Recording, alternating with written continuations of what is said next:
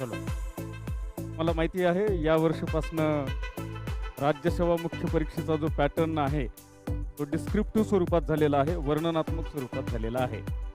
आणि या पॅटर्नच्या संदर्भाने आपण जेव्हा विचार करतो, त्यामध्ये प्रामुख्याने 2 गोष्टी अतिशय महत्त्वाच्या आहेत. पहिल्यांदा how to right answer.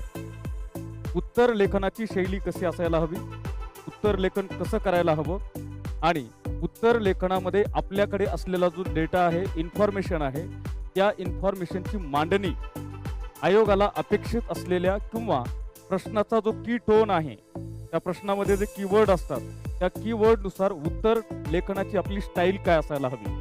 That is called style of answer. उत्तर लेखनाची शैली.